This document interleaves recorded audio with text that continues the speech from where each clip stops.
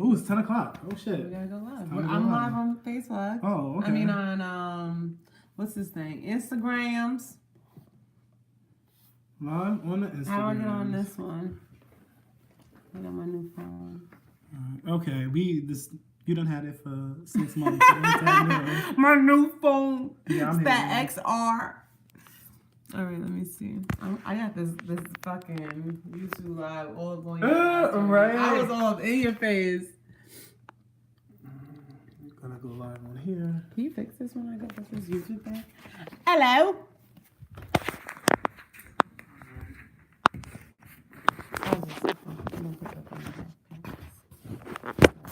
This is not. That's better. I'm just gonna get that thing back. Yeah, maybe. I'm gonna go live on Twitter. On Twitter? Yeah, on Twitter. Woo! Trying something a little extra tonight. We're being extra tonight. We're going on. Oh, wait. No, I'm not live on this. Oh, yet. you're not live. I'm fucking up. Alright, let me fix this. Is this good? Oh, look, your tablet's fucking up the game tonight. I don't think it was. Oh, well, no. How do I flip that? Let me see. Let's see, go live. How do you flip it?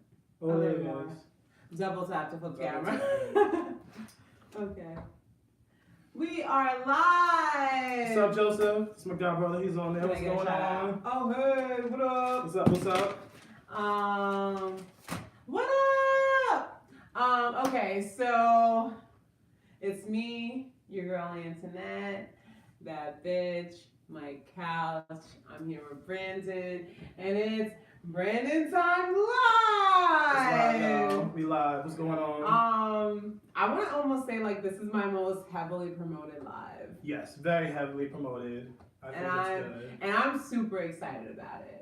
So I think let's dive in because we have limitations on time. Okay. Right? Okay. So before we go into our main topic, which some of you may know or don't know, it's going to be colorism. We're going to be spending the most of this evening speaking about that.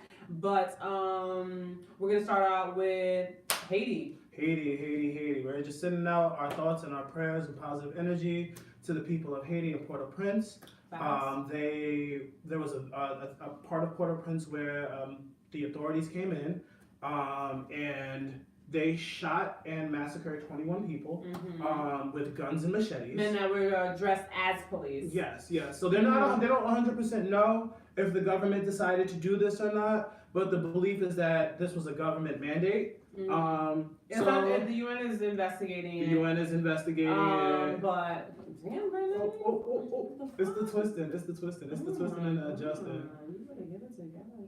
Don't be fucking on my live. Oh, well, this is my first time using this, so this You should have really have gotten this together. Well, nobody knew, okay? That's good. We got it. We just had to get it adjusted for the Twitter live because we just added that in. So it was a little crazy. But so we wanted to send out our thoughts and our prayers. And just to let you know, if you hadn't heard, this is something that has happened. So we're just sending out our positive energy to the people in Haiti. That's thoughts and prayers with Haiti. Yes. With the people of Haiti. Basically, next we're going to be talking a little bit about some craziness that's been going down in Toledo, Ohio, at the GM. What was it like? What do they call that? Like a transmission? A GM, the car company, General Motors. One of their factories out there. Don Lemon recently. I'm not even live on my Instagram right now. Oh my gosh. So Don Lemon posted a story yesterday on his show in which they're having Plants. Thank you. The GM plant. That's it. Plants, That's it. Thank you. Who is that? She. I thought it was Chris. I was like, thank you, Chris, for sending that article to us because it was. Oh, Chrissy. Sending that to us because it was pretty upsetting. To one of our favorite ride or die viewers, Instagram livers. She always holds us down. She sent us that article today. Yes. Where basically over in Toledo, Ohio, at the GM plants, there's basically an ongoing. You're welcome. There's an ongoing culture of racism. A rampant culture of racism. So much so that it go like And if you watch the video, it's posted on my page. It's posted on Antoinette's page.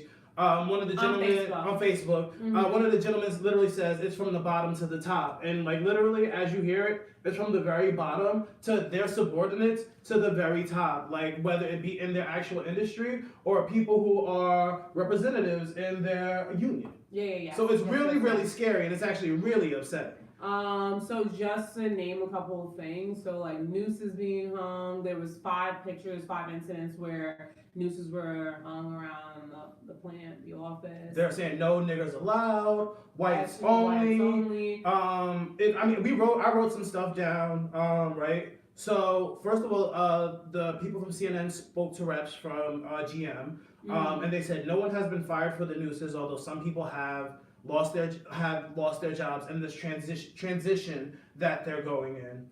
And one of the UAW, which is their local union, the rep said, and this is part of the quote. He doesn't believe that there isn't widespread racism, but he does believe that people are sensitive in this day and age, and that you can't say things that you could say 20 years ago. They used to be able to say 20 years ago. So if 20 years ago you were telling people that people would have been dealt with a shovel. With a shovel. And that nobody that got hung didn't deserve to get hung. No one that's ever been lynched didn't deserve it. 20 years ago? 20 years ago. So this is how rampant and how deeply vested this racism is in the GM plant. This is just in this one place. In this one place. Now these men are left their 6-figure jobs. Yeah. You know what I mean? So basically, the two. Okay, so I think there was about 7 people total who are a part of this suit, but there's basically 2 black men, 2 supervisors who were willing to show their face. Willing to show their face. Yes, sensitive. I'm sorry. He was saying that people are too sensitive. Yes. Well, I just fucking lost my train of thought. I just want to jump in and say my thing is that, check the story out, talk about the story. You understand what I'm saying? Let's put heat on these people's backs. So you know what I mean? We live in a day and age, so I'll give you guys a quick story, right? And we are going to talk about colorism. But, this is segueing right into it. But one of the things I want to say, so today I had an issue with Sprint, right? And I had this issue with Sprint, and I went to social media, and I started bitching and moaning on my Twitter, and literally, within 30 minutes, this problem that I've been dealing with for the past 6 months got resolved. Like that. I'm literally on the phone with people saying, well, I'm going to go to my social media and talk about it. I'm going to go to my social media and bitch and moan about it. And that literally put this fire in people's backs to decide to get up and help me out in a situation that's been, a crawl on my ass for the past 6 months, 7 months. You understand what I'm saying? So we have the power to take our voices and make our voices be heard. So I'm encouraging you to look up the UAW of Toledo and call out to the representatives and saying, why has nobody been held accountable? How could you have a representative that's been voted in there 34 times and he's allowed to make these type of comments and represent you, the UAW of Toledo? That's what we can do now. In 2019, you can get on your Twitter, your Facebook, your Instagram, and we can dig into their asses. I think that we dig into people's asses for a lot less. So why not lend a little time to that? I mean, listen, you can go on Twitter and bitch about everything else. We can talk about Kanye. Let's hold people fucking accountable because we have power, you guys. We have power, and there's power in our voices and our social media. We have power. Yes. I agree, and the thing for me, was that these 2 men were enduring this, just to keep a fucking job. They're like, this is a 6-figure job. One guy is a ex-Marine, and he's like, I thought I was tough. I thought I was handling this well, but at some point, because it becomes kind of like a fear for your life. I mean, how many death threats can you take? How many times somebody calls you Dan, which stands for dumbass nigger? How many times can you deal with that before you get ready to break, before you get ready to explode? Well, because the thing is, black people are killed here, and no justice is brought to their families or their lives. So I would be really afraid, thinking any day that one of my coworkers could run me down, kill me, bring a gun, go back to your house and hurt your family. And in small towns like this, for those of you who have the Northeast luxury and do not realize this, the KKK is very much alive and well.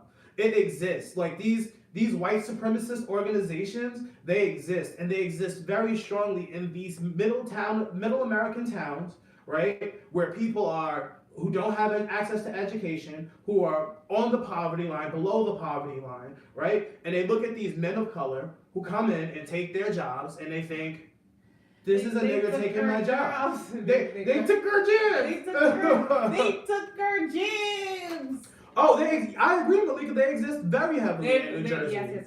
You know, and a lot of people just do not realize it. I won't tell you what research it was. If somebody has the time, look it up. The Department of Justice did an investigation into, I believe it was the New York Police Department and police departments across the country, and saying that white supremacist organizations are actively penetrating multiple police forces across the country, not just in New York, across the entire country. It is something that we are literally dealing with right now, every day, becoming way more prevalent.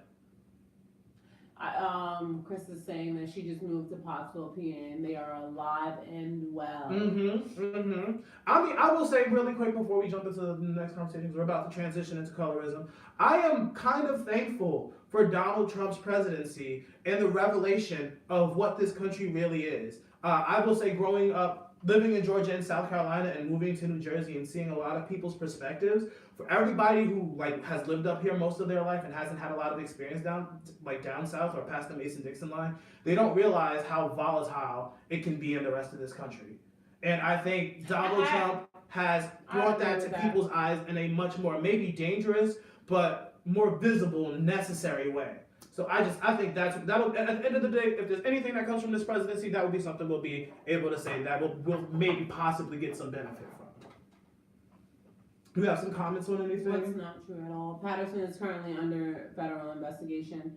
And if they say my best friends are black, and you know what that means, they're wearing the invisible sheet. I also say Donald Trump made me so work. I mean, I definitely think Donald Trump definitely has woke a lot of people up. You know, and I'm sorry, Rashid, not to negate those experiences. We can talk about Patterson, but we can talk about those inner city places. But I mean, my personal experience, a lot of people who are not from, you know, less affluent, less stable places. I was saying not true that most people up here don't know about racism. It's okay. No, what I want to clear up what you're saying. I think that. Okay. All right, don't be trying to fight nobody. I'm not trying to fight nobody. I think that I'm sorry, y'all got a nasty attitude. What you meant is that racism is way more in your face down south than it is up here. I think that up north, historically, you know, whites in the north have been a little bit more accepting of blacks, you know, but I mean, under all of that is what they really truly feel. But I think that, you know, it's a very known thing that the Southern has very racism down south is more in your face. It's very overt down south. That was my only point. Not saying that racism doesn't exist up here up north. No, I know. Experience it up north. Well, you're welcome for clearing that up. You know, the Northeast luxury does exist. Talk about colorism. Okay, so basically, you know, just a little bit of history. So Brandon and I have been diving into some deep motherfucking conversations about colorism and private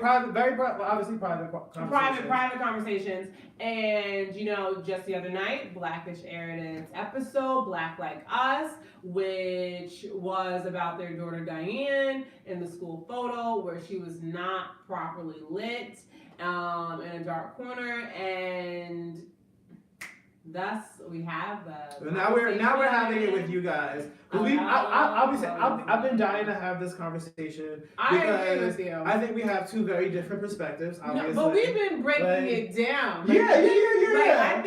I think the thing is why we're both so like fired up about this is that we've been reaching some new levels with each other as it pertains to acknowledging, openly admitting certain things as it pertains to colorism within our community, being the Black community, which also naturally opens our minds as it pertains to other communities and how they may be dealing with certain things in their own cultures as it pertains to, you know, the tones of their skin.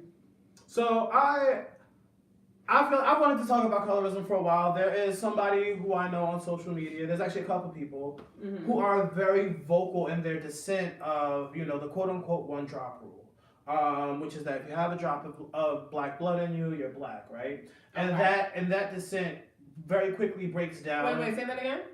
The one drop rule. Okay, yes. Right, so they're a dissenter of that. I'm not here to argue the one drop rule or never not defend it, none of that stuff. But that conversation. I'm a one dropper. Like I'm like, you got one drop, you Black. I mean, like, come on. I mean, listen, them jeans pop up in the least expected places. Okay, so. But anyway, yeah. I've been wanting to have this conversation because you know I am fairer skinned, right? You're darker skinned, and the person that has this conversation is like somewhere in between. Right, Okay. She's a brown skinned woman, and I just think it's very interesting how aggressive her argument is because for some people she's light skinned. You understand what I'm saying? Yes. She's brown skinned, and in her head that you know she's brown skinned, like, but to a lot of people she's considered light skinned. She's not a dark skinned girl. Okay. So that's one of the reasons I wanted to be have this conversation because I really want to talk with other people about it too and just get your perspective and you know. I feel like there are a lot of people who do not believe that light-skinned people have the right to feel affected by colorism, or people like to minimalize who are light-skinned, their experience with colorism. Okay, well, I want to start with this. Where was your first experience? And you guys as well, like, throw it up in the comment section. Like, where was the first time you feel that you can recall, like, you experienced being discriminated against because of the color of your skin? You know, like that you've experienced colorism, basically, right? So where was the first time that you were like, when you go back on it, you're like, wow, like this was here, this was living here, like this is where it all started. So I mean, obviously, like it was like, well, personally, it was in my family. Okay. Being amongst the lighter of my cousins, you know, my great grandmother, you know, loved our little light skinned behinds. You know what I mean? My great aunt loved our little fair skinned selves. You know what I mean? Like, we gotta get into this. Reverse colorism. Okay. Ooh.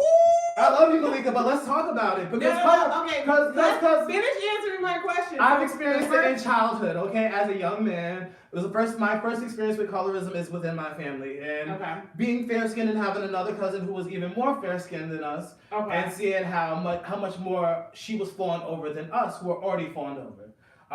So it's just that was my first experience. I don't know how about yours.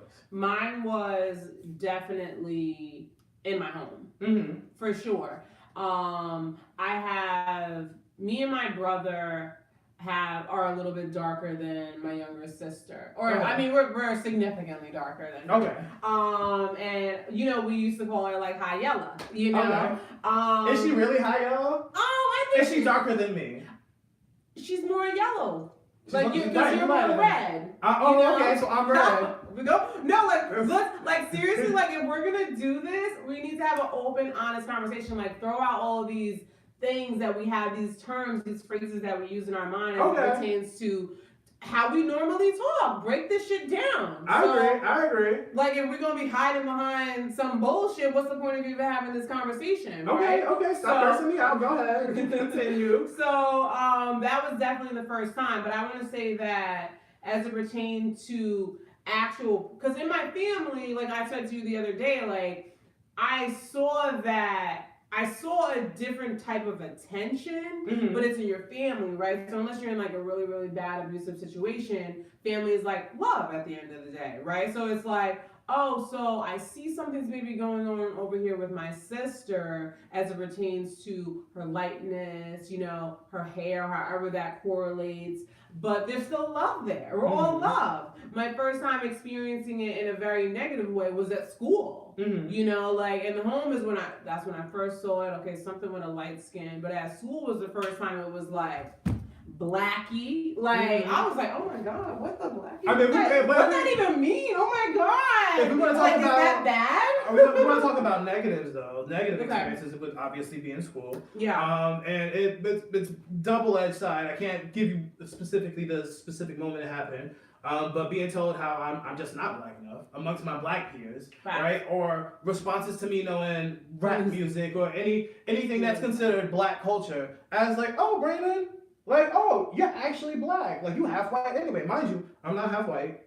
Just not what I am. I think that's a major misconception or a major, like, quick point when someone who's very fair-skinned, black. Because I have a girlfriend, Yvonne. She's very, like, she's maybe a little bit lighter than you. Like, take a little red out, right? And she, and I met her, and I was like, I think I might even asked her because I was still in that, like, mindset. And I was like you, and she's like, no, I'm black. And I was like, oh, okay. Or even to say, like, oh, well, the whiteness from the slavery, like, your mind naturally goes there, like, okay, well, your mom's black, but I'm sure someone... somewhere down the line, you're mixed. You're mixed. You're mixed with something. You're a mutt. You're something. Yeah. Sure. Well, let me just read these 2 comments real quick because I want to jump off of those points. Sure. So Malika says we gotta unpack some shit, y'all. I completely and totally agree. Right? And Susie Carmichael states, within our community, colorism works in favor of darker skinned men, but works against darker skinned women. Within the world, colorism works against darker skinned people and in favor of lighter skinned people because of their proximity to whiteness. And to a degree, that is most assuredly true. I missed that whole thing. I'll reread it. Within our community, colorism works in favor of darker skinned men, but works against darker skinned women. Within the world, colorism works against darker skinned people in favor of lighter skinned people because of their proximity to whiteness. Okay. So one of the things that I like, because I decided to, take You're this. saying you commented on that? Because I have another comment that I want to really read. Okay, go ahead. It's a quick one. Yeah, go ahead. About that. Many cultures have maintained their identities and have not been as deeply as affected by colorism as Africans brought here to slave. I don't know that I necessarily agree with that because I do believe that many cultures have maintained their identities through that. Through colorism. But not to say that colorism doesn't exist, but I think that they maintain their identities through it. And explain, flesh that out. Culturally, their cultural identities. Like, I do believe that. So because of colorism, I lose my cultural identity? Not necessarily, but I think that you've now taken on the American culture, which is not necessarily your. But that's a result of being a descendant of slaves and being somebody who doesn't have a part of me to say that I'm Jamaican or that I'm Nigerian. The colorism aspect isn't colonialism. Actually, sorry, I did. It was colonialism? It was colonialism, yes. Well, I think that in spite of colonialism, there has been, research says that there's been a preference for keeping the fair-skinnedness long before the slave trade in Asia. So in China and Japan, fair-skinnedness already had this sort of cultural ideal and expectation to it. I did read that as well, as it pertains to the history of colorism. So house niggas versus field nigga mindset. Lighter the skin, more likely to be in the house. They use it to divide us. I mean, I think this is definitely a part of it, but I think that there's something to speak about colonialism, but there isn't. I think it goes even deeper than that, because if you look at Asian cultures, right, where they experience, they're worried about remaining fair skinned and being fair skinned, right? It speaks to somebody who doesn't work. Right, so you don't have the sun beating down on you all day. You don't have all of the things that represent you being lower class. So you're fair skinned, so you're in the house more. You have you have things to block you. I think I get what you're saying. Like it originated as a class thing. I think yes. It was a class structure. Yes. It's not like so let's get to the very bottom of it, and then like to get to something a little more current. In regards to colorism affecting us in the world, one of the studies that I looked up said that we find variation in skin color within race. Hold on, nope. The consistent relationship is only amongst the darkest of black arrestees, right? So in saying that, that's to say that the consistency of people being jailed to a higher degree are amongst the darkest of the people in this conversation. You understand what I'm saying? So people who are, I'm not. You gotta. If you pull, okay, I'll reread it. Restate that statement that you're trying to. There's no consistent. The only consistent relationship that they tend to find in regards to colorism, in colorism and people being arrested, speaking specifically about black men from this research. Okay. Right, is that the darkest amongst black men tend to get arrested more than like fair-skinned men, quote unquote. You understand what I'm saying? Okay. So when you pull out the color wheel, right, and you talk about, John Legend, and you talk about Chance the Rapper, and you talk about Wesley Snipes, right? Okay. John Legend and Chance the Rapper aren't really being affected the same way that Wesley Snipes is. Okay. You understand what I'm saying? Okay. It's only amongst the darkest of the people. So what is the point that my point is being, if we're going to start selecting who's allowed to experience colorism, we have to pull out the color wheel, and we have to saying, well, you know what? You're lighter than the iPhone, the black iPhone, so colorism doesn't apply to you. What? By telling me that as a light-skinned person that I do not experience colorism. Okay. Right? Okay. Right? That because reverse colorism does not exist, reverse racism does not exist, reverse colorism is, I'm not even trying to define that right now because my experience with color. Darker skinned people are seen as more threatening as well as less beautiful. So. But I understand that. But what I'm saying in regards to people going to jail, right? In regards to people going to prison, right? The way that the color chart works, if we're knocking out light-skinned people, right, we're knocking out middle-skin colored people too, because middle-skin colored people who are in between don't experience colorism to the same degree that dark-skinned people do. No. So if we're gonna, okay. So my point being, is that we're gonna start negating people's experience of colorism because they're fair-skinned, right? And yes, there is a benefit to being fair-skinned, but blackness can supersede that perception of you being light-skinned. That blackness can just do it. It just does. And I get that to some degree, yes, people who are dark skinned statistically, I cannot argue what statistics are. It's a fact. You know what I mean? All facts. What I'm saying is that you can't tell me that my problems don't exist. My experience with colorism doesn't exist because I'm fair skinned. That's nonsense. That's nonsense, especially when you're in places where gatekeepers, right, teachers, principals, people who feel a certain type of way, because I'll give you a very specific example. Sure. In middle school, I had a teacher. Blackness is always a threat to whiteness, but colorism is a different cloth. Yes. I agree with that, which is why I feel like it's necessary to talk it out, and it's not great to just negate the experience of people because they're fair-skinned and to say that their color is. You know how often I get told I'm not black enough. I think that a lot of more fair, even I wouldn't want to say for middle-skinned people. I would say definitely for more fair, lighter-skinned blacks. I think that they definitely get. I don't want to say not black enough, but like I can vividly remember like someone maybe being in school and like, what are you? Those kind of questions, like you gotta be like some kind of way, but nothing would be said in a way where it's like this, oh, like what's your background? I don't think being called a mutt, which is what we refer to the bottom barrel dogs that nobody wants, is a complimentary term. It's not a term of endearment. Okay. And it's a very common term to describe people. What I want to say though is I almost feel like the energy that you're having right now is almost the same energy that girl who wrote that article had in the opposite way. Because you're coming from a place of hurt. Like y'all But see, I'm not negating anybody's right to experience colorism, because colorism is across the board an issue. Like, people in white communities experience colorism whether they realize it or not. Once again, referring to the article that I read, we find that the probability of arrest is indeed constant across skin color among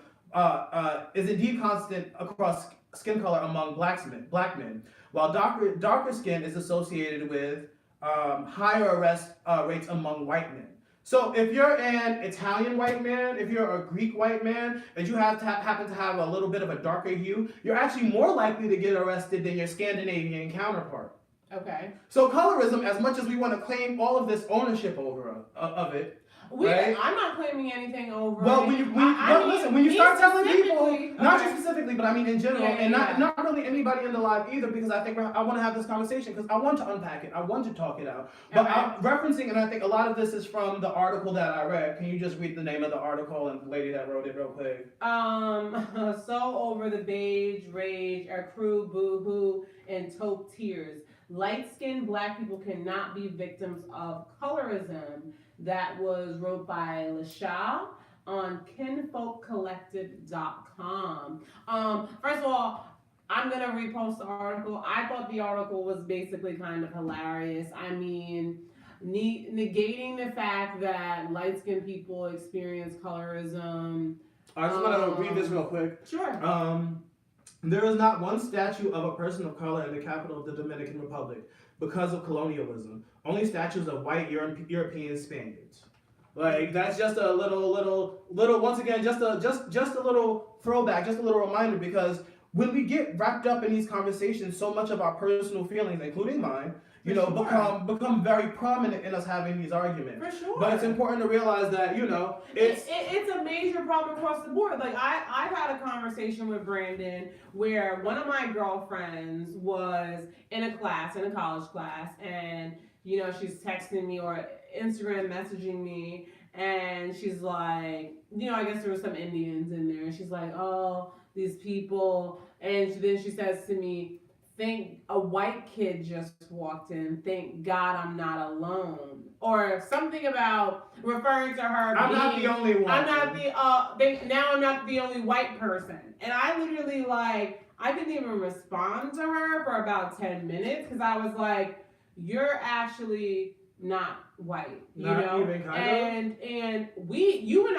so one of Brandon's associates, who's, I don't even know what Spanish he is, but he's Spanish and he's actually on Hispanic, and he's on the more browner side. We were having a conversation, one of our many conversations, and the motherfucker said he was white. He said in his mind, he was like, what are you talking about? Like, I'm white. I was like, I almost died because I couldn't even fathom it, that. And I think so when you talk about this problem spanning beyond black people, I'm with you, because this machine, this monster didn't only affect us. I think that for me personally, I care more about us. I care more about me. I want to know how we're gonna come together off of this. Like, the other people got to figure it out themselves. But so what do you say? What do you say to your fair-skinned green-eyed daughter? What we call it, green eyes? You know what I mean? What do you say to your fair-skinned daughter when she comes home with her first experience of colorism? You're like, girl, you light-skinned, you can't experience colorism. Go sit your ass down. What you talking about? I would never say that to her. Because she's black, But that is my point. That's my point. Especially this article. And I feel like a lot of people, I think a lot of people self-identify with it, because when I read I'm sorry, not even the article, the blog, because it is a blog, and that's the more appropriate way to describe what it is. A blog, yes. When you read the blog, you can tell there's a lot of passion in the way that this woman writes, and there's a lot of personal experience in it. And I think that resonated with a lot of people. I feel, I understand, what you're talking about right now. I've experienced that. I know what that's like. So I think that's very easy for people to latch onto. But when you step back from that argument and you reread that article from a place where you're not just upset, you're not just invested in it, I think you're able to see it as more as a personal attack. Listen, it was personal for her. hence why she so eloquently wrote all of that with all the shade and all the tea and all the ridiculous that she did that, right? But I feel like the fact that your girl LaSha literally stated lots of facts that she obviously personally feels discriminated against as it pertains to jailing, job opportunities. Colorism and racism is definitely two different things. So when you're being told that you're not black enough, right? You're not black enough by your white counterparts and your black counterparts, as I'm sure you understand, Malika. As I'm sure you understand. Like, at what point does your experience not count as part of that experience? You understand what I'm saying? At what point does me being fair-skinned, right? Or let's say my niece, being out with her mother. And my niece is fair-skinned. My niece is fair-skinned. She looks like she might be a little Asian. Like, you know what I mean? So she's out with her mother and they're both experiencing colorism, right? So she's going out, she might bring people home and introduce. That's hurt feelings though. It doesn't affect my day-to-day. I think there are a lot of, and I think that's great. I think there are a lot of people who find themselves pushed away and are psychologically affected by colorism, even though they are light-skinned. Okay, I think Brandon, are you saying that darker-skinned blacks try to downplay your experience with colorism? I do. That is exactly what I'm saying. That is exactly what he's saying. Yes, that's like almost verbatim what I am saying. Like, you know what I mean? Like having to explain to my light-skinned daughter, your light-skinned daughter, that you are black, even though you go and people are telling you you're not black and your experiences and your feelings don't count. I think that light-skinned people do face discrimination within their community, but think of the reasons behind it. Light-skinned people have always been the more privileged black people because of their proximity to whiteness, and still, where'd that go? Oh, someone liked it. And still today, fair-skinned people utilize the privilege today without any regard to darker-skinned black people. Okay, let's talk about it. Brandon! Do you want to talk about your light-skin privilege? Oh, I absolutely have light-skin privilege. I absolutely do. I know I do. I am not going to sit here and deny it because it's like I can claim my light-skin privilege. I can claim my male privilege. I can even, claim my passing straight male privilege that I can sometimes put on. Okay. All of those things are privilege factors, and I admit that those things exist because that would be a big flaw in this entire conversation if I didn't admit that. So you feel that let me I will say that in my personal experience, I don't use that's why reverse colorism isn't real.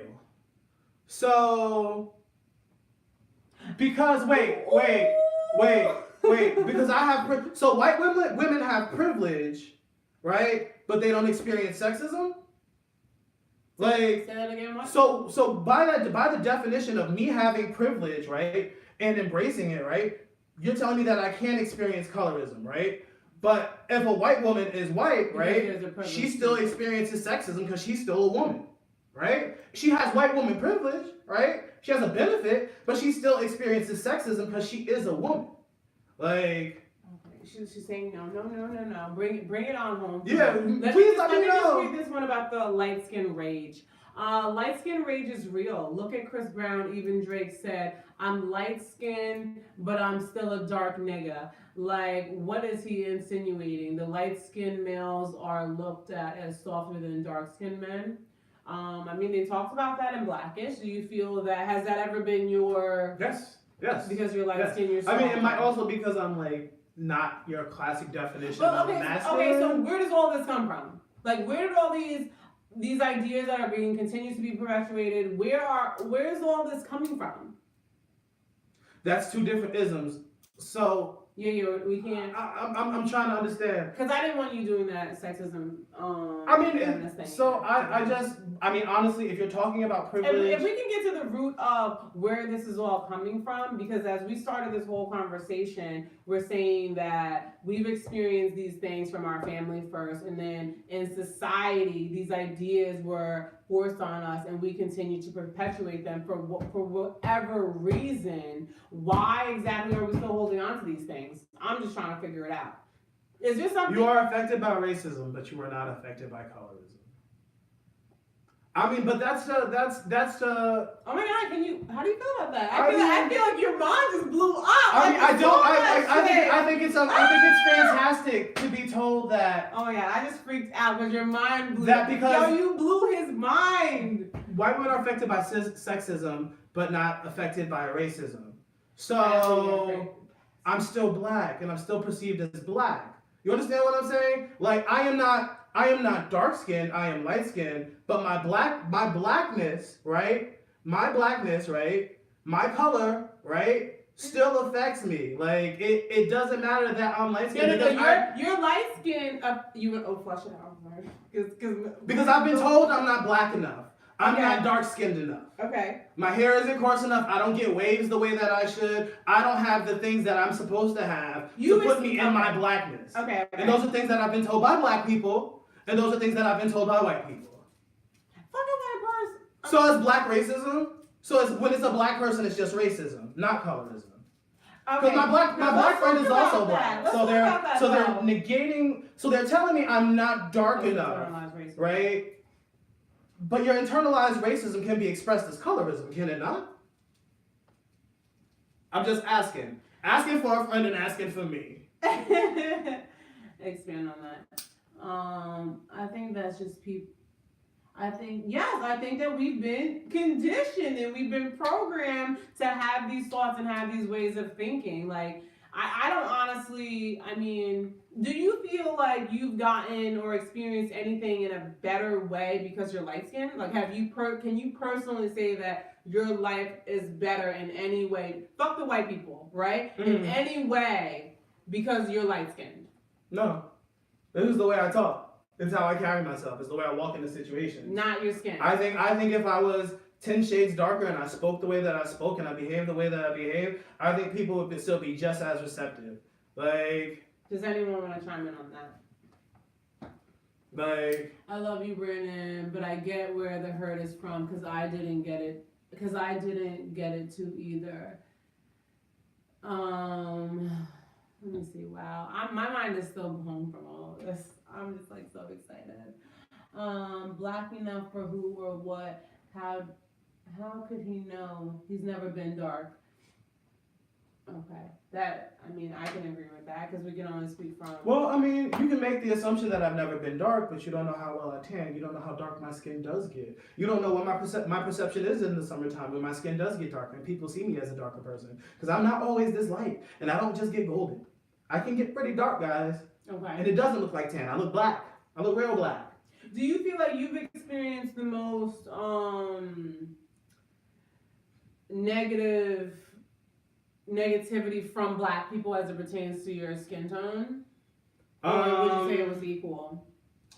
I think it hits you, it's hard to say if it's equal or towards one group or the other. I think it always throws you off when I experience it. Mm-hmm. Someone said stop it. I don't know why they coming for it. Yikes. Okay. Okay, what I'm gonna say is my dark skin experience. Because my light skin experience is invalid and not real. It's not. And my experience with colorism is non-existent. It's all hurt feelings. No, it's not invalid. I mean, I think that there's. Look, I'm not gonna say that. Look, okay, I'm not gonna say that. Can we read this? Because I'm not sure what to say about how you're feeling. I got told I wasn't black enough because I'm half Puerto Rican. But now that I'm older, the comparison is the same as when we try to explain racism to white people. Her feelings don't equate to actual systematic problems. Okay. Oh, she said yes. Susie Carmichael with the yes. So wow. How do you feel about that? This is all a new discovery. We may have to follow back up on this on Monday to see how Brandon feels about all this stuff. The question was, have you experienced better because of your light skin? All the same, this isn't fair to take from the fact that he is still seen as a black man. So it is unfair to take from his experience. They're his. He's black. Yes. Okay. I like that. Oh my God. So Tasha's coming to your defense. Let me just read that one more time for Brandon's live. All the same, it's unfair to take from the fact that he is still seen as a black man. So it is unfair to take from has experienced, they're his. I don't really see why people. I don't really see why people wouldn't understand how racism and colorism can be two separate but equal issues. Oh, you said I don't really see why people would not understand how racism and colorism can be two separate but equal issues. You know, Ellis, I'll tell y'all this, right? I'm not gonna make no promises to y'all because I'm not gonna say somebody in the live didn't say that I was. Somebody else somewhere commented something. They didn't say I wasn't black, but somebody was just specifying that I am black. Yeah, he black. He black. Does the world see you as a black man now, Brandon?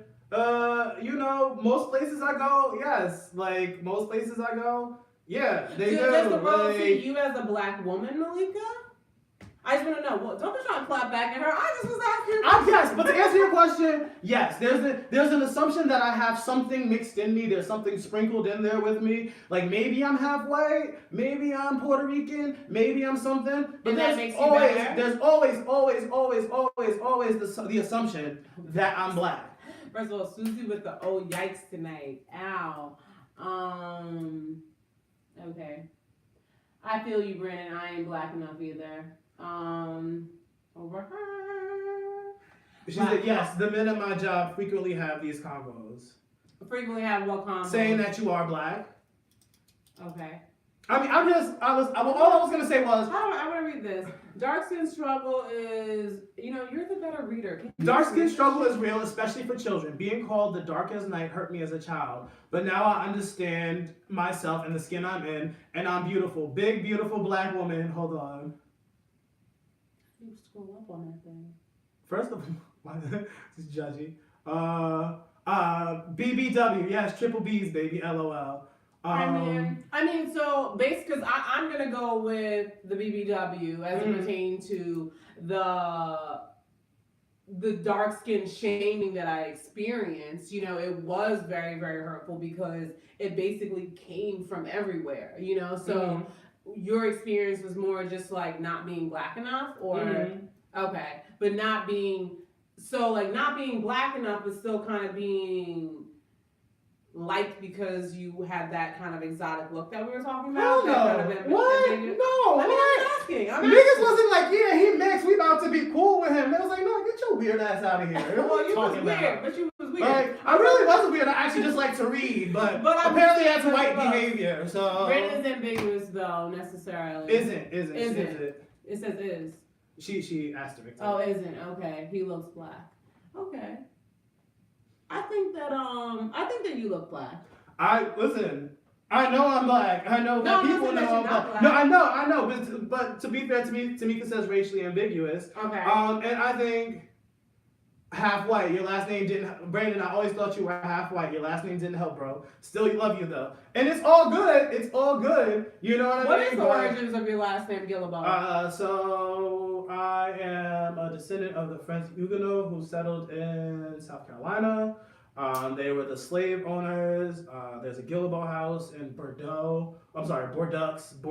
I don't know. It's Bordeaux, South Carolina. I don't know how to say it, how they say it down there. It's Bordeaux, something like that. But that's how I got my last name from, the slave owners. So Gotcha. Gillibon. As we all did.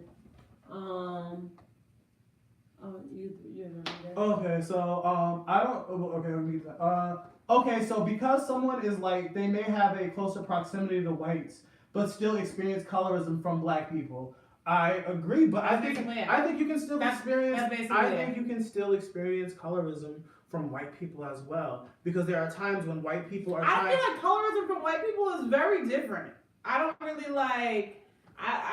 quantify it as really anything, because I used to. There was a point in my life where I was surrounded by white people, and I remember, my good white girlfriend, she would say to me I just don't even really see you as black. And I was like, I think that it obviously wasn't based on my fucking skin. Well, right? I'm gonna read this real quick. Like Lewis, my brother, was getting cast for Black and Other when he was acting. Like he was playing racially ambiguous, maybe half white, half Latino. Okay, what does that mean? Well, she's just referencing my brother, who is maybe who is your brother? Yeah. Maybe he's my skin tone, maybe like a shade lighter or a shade darker, whatever. But she's saying that he did pass for racially ambiguous when he was acting. But yeah. So back to what I was saying about the being. Oh, I don't even see you as being black, which obviously had nothing to do with my skin tone, right? I think that, so when a white person is saying something about like how they're perceiving you, I don't even like, well, that don't even like, I be like, what kind of white shit y'all want? I just be like, y'all on some white shit. So I don't even bring it into my I love what Tamika said, because I think the experience for us will deepen on the more auditions that we go on. And when people say to you, I'm looking for somebody who's light-skinned. Like, you're black, but you're not the right type of black. You're light-skinned. I really need a real black person. I need an actual black person to play this black person. And what does that mean to you? It means that you're questioning my blackness because I'm light-skinned. No, they just have a vision of the person that they want in their mind. And it's your shade, the picture that someone has in their mind as it pertains to a casting director or a now you and I both know how much casting and race-based casting isn't a necessity. Very rarely, unless the role specifically requests for dark skins per people, right? I've never seen light skin or dark skin on a casting. Exactly. Yeah. That's my point. But you submit your photos and them niggas will deny you based on whatever they're feeling and seeing at that moment in time. No one's ever verbally said to me, oh, we were looking for more of a lighter skinned black girl. Okay, and that's fair. You know, that's fair. And even if it was said to me, that's not something that would offend me. Why? Because whatever your vision is of whatever shit you're putting on, that's your vision. And I'm not but skin tone, very rarely, if ever, unless once again, whatever you're writing, unless it specifies for somebody of a specific, then why they're having all these colorblind castings on Broadway? Why are you doing all of these colorblind plays now where your ethnicity doesn't matter? Because the reality is that that's very progressive and that's very good, but colorism is very alive and well, and the way people want to judge people based on color, saying that I'm more black because I'm dark skinned, that's a weird fucking deep rooted fucking misconception that's not real. But that's what colorism is. So break it the fuck down. We're breaking it down. But what I'm saying to you is that it exists on both ends of the spectrum. That's what I'm saying. But it exists at either end. But your experience may be more consistent, like black women deal with. My black experience is more consistent than yours? Your colorism experience. Oh, okay. It may occur more often. That's what I'm saying. I'm saying the occurrence level is probably much higher for you.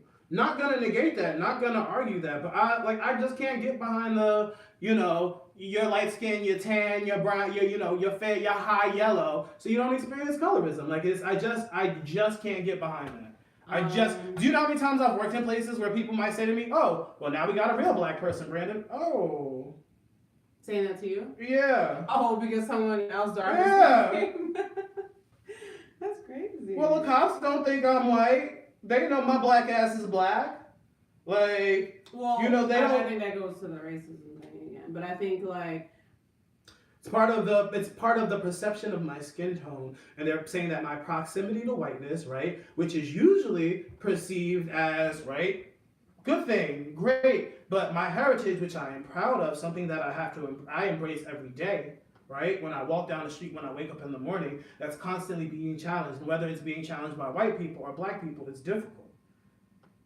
That's my point.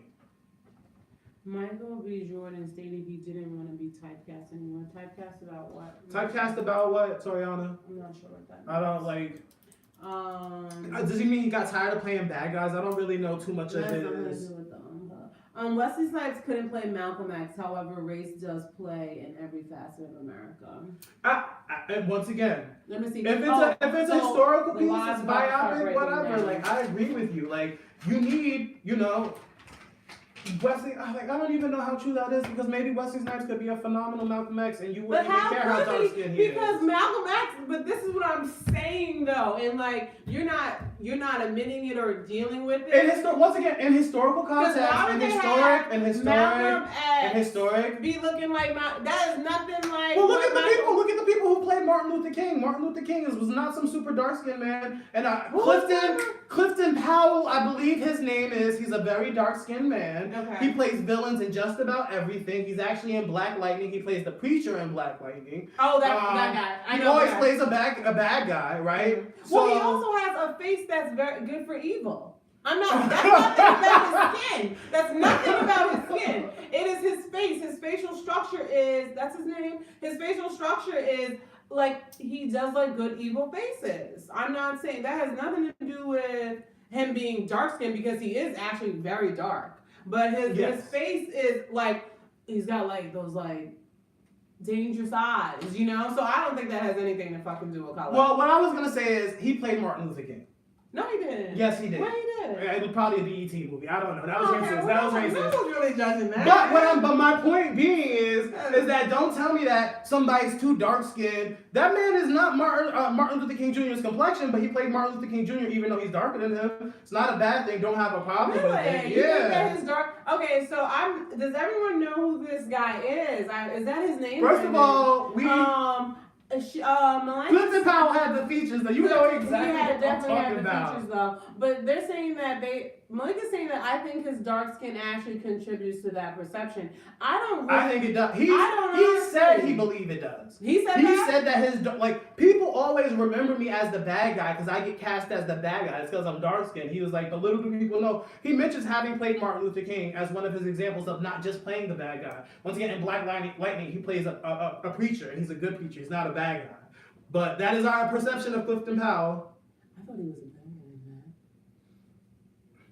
guy, man. Okay, so I mean, I think it's fair to admit that, you know, a lot of these, we've all perpetuated and dealt with and lived in a lot of this mess. You gotta plug that up.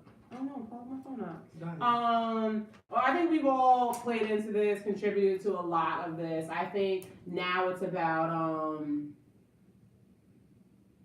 I think it's about breaking some of this stuff down and not continuing on with these types of ways of thinking, right? So, like, for me, as it pertains to someone their experience not being as bad as, you know, a light-skinned person's experience not being as bad as someone who's dark-skinned, I think at the end of the day, which this may seem very harsh and a little bit, you know, off color, I think at the end of the day, we're all just good niggers here. And if you're Hispanic or Asian, you're just being a good immigrant. Like this is not a place where, this place wasn't set up for us to be designed to be flourishing the way that we would want to be flourishing. And our colors and judging us based on that is just one way to be dividing us. And I think as long as we stop it, we look within ourselves and every day do work to break some of these things down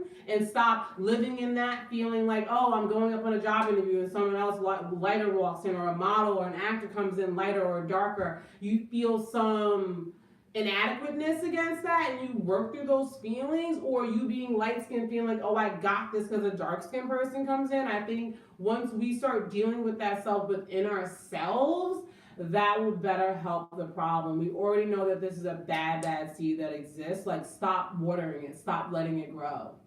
I want to jump with Toriana girl, I'm just calling you by it funny. It starts at home with young children. I think that's the biggest part of it. I think really sitting at home, and once again, even us having these conversations, and I know I probably didn't change anybody's mind in this conversation, and I know you still let me, you know, shed my taupe tears, my tantrums, or whatever you want to call it. Whatever. What are this girl called?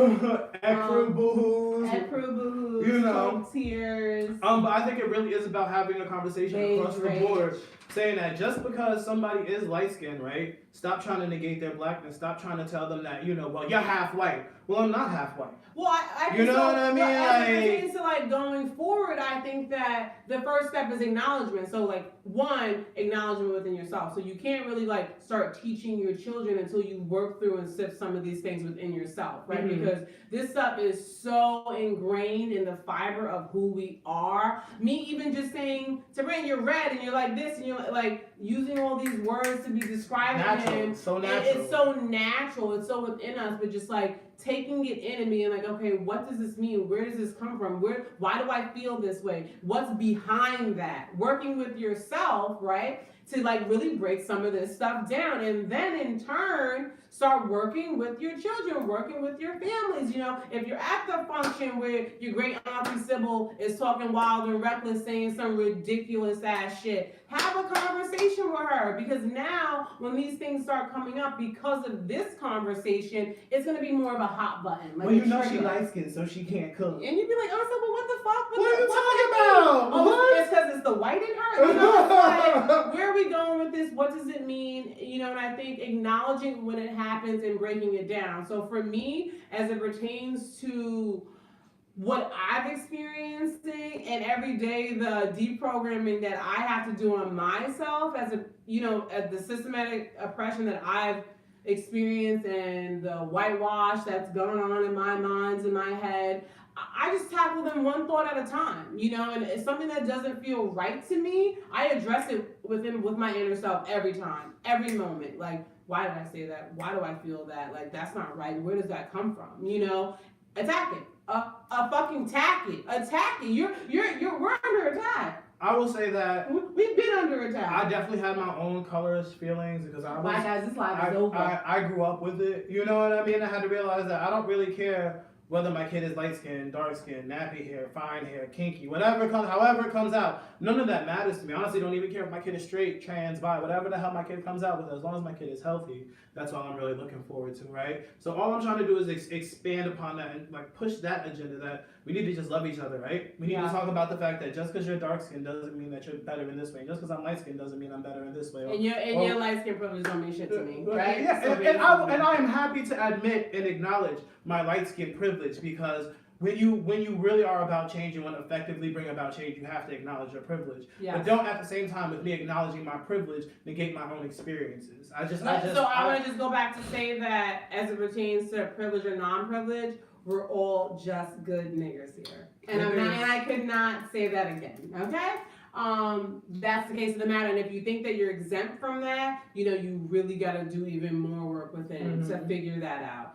Oh my God, did my live not go? It did, but just go back and just start it back up. Like read Chris's comment real quick, because I'll just read it. Wait till my live goes back on. Where's the live? Christian, I am the lightest in my family because my dad is an Asian.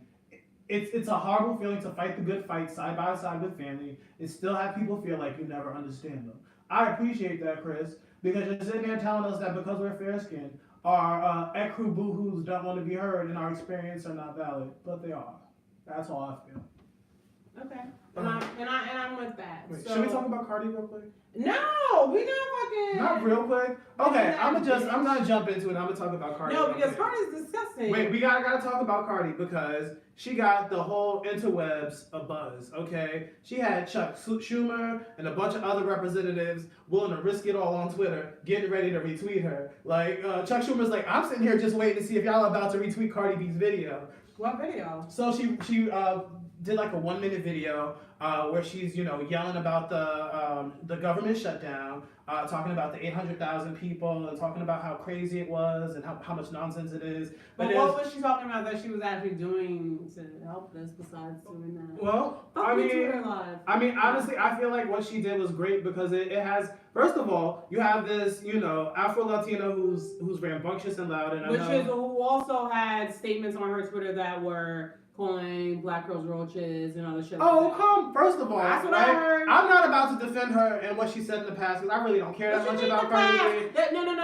Let me finish what I'm saying. I don't care if it was 6 months ago. I don't care. Honestly, I care if it was 6 months ago. But let me just say something real quick.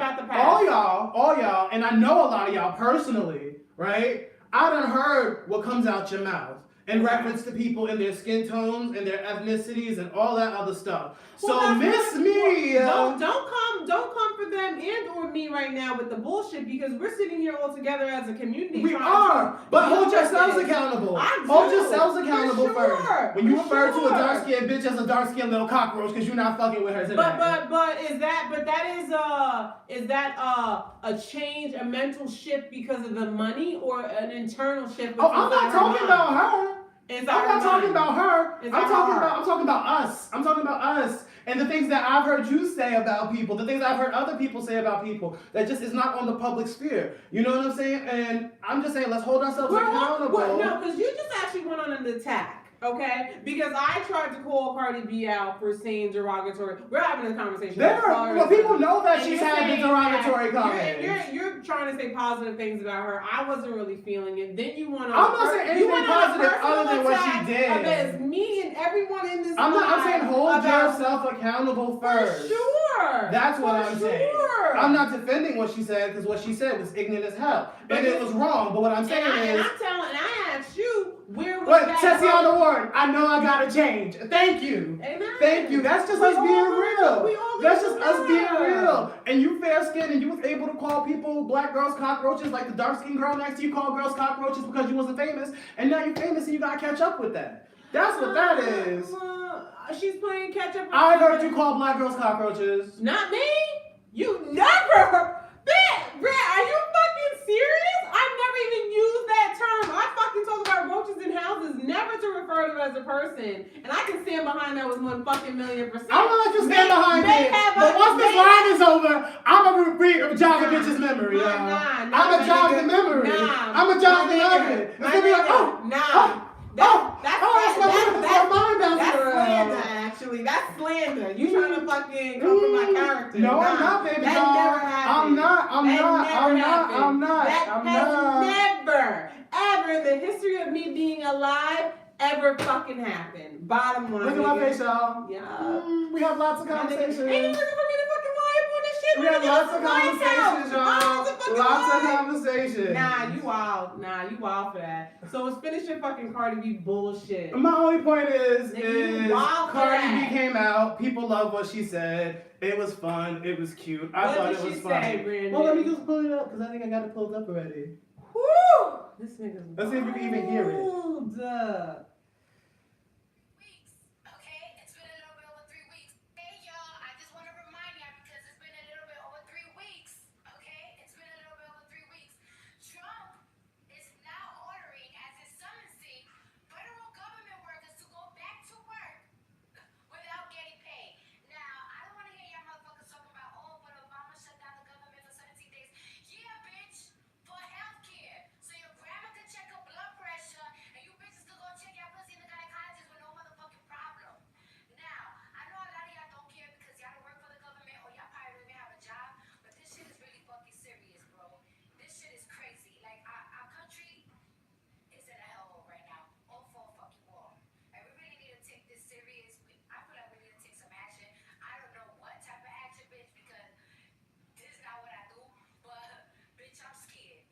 Oh, okay. That wasn't too bad, but still. Cardi B, but you did the little because you felt it. It's okay. It's okay. Because, anyone speaking out, saying the truth about the truth, I'm not mad at that. My only thing is, we're sitting here having an amazing, beautiful conversation, and, you want to bring this bitch up who's been out here part of the problem, and a couple dollars made us say an apology. Like, I can't get with that. That wasn't an apology. What apology we talking about? Or acknowledgement. That wasn't an acknowledgement of what she said. What we talking about? You know what the fuck. Talking about in the past? Yes, the past.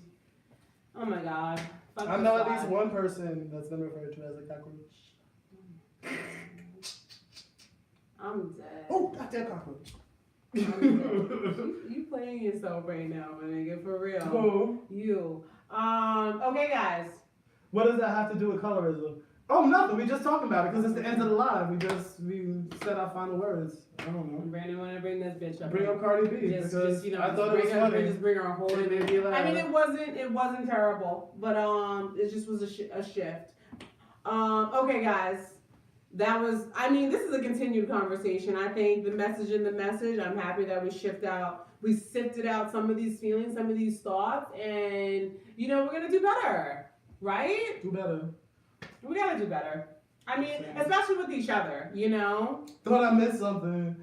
No, you didn't miss nothing. We just had to show Cardi B being funny real quick. Well, We gotta do better. So, Do better. thank you guys so much for joining the conversation. People who've never been here before, thanks for staying around. Toriana, thank you for watching, girl. I hope you liked it. Share, let your friends know. And yes, Right. I am Petty. I am Petty Peter. Okay. Petty Patty. Petty Peru, Petty Patrick, all the Petties. That's me. Okay. Follow me on YouTube, Bitch Got a Couch. Instagram, Bitch Got a Couch. Bitch Got a Couch on Facebook. And follow Brandon. Instagram, Snapchat, Twitter, Frodery2030. Also known as the Cockroach Killer. Hey, that's what I do, y'all. I kill the cockroaches. Yeah, well, now we'll see you on Monday with any updates that need to be updated and a conversation about relationships. Also, if you see something that reaches to you, speaks to you, that you think we should be talking about, yes, like our that foot we should be soldier, knowledgeable Chrissy. about, please send it to us. I want to once again thank you to Christina for sending us the link to the GM. That was the a GM very hot topic, clip. actually. That was really awesome, and we appreciate you guys keeping us updated and letting us know what's going on. Yes, because there's a lot of stuff happening in the day, and we care about what you care about. So let us know. Reach out to us. Thank you guys so much for watching. Follow, subscribe, share. Love you guys. Love. Bye, guys. Bye, y'all. Happy Thursday. Gotta go. You always want to do the Gotta same leave. thing. They're saying, I don't think nobody minds. I do. It's because you ignorant as hell. We still got one more live. I'm so, because I was about to get up in that ass. In that.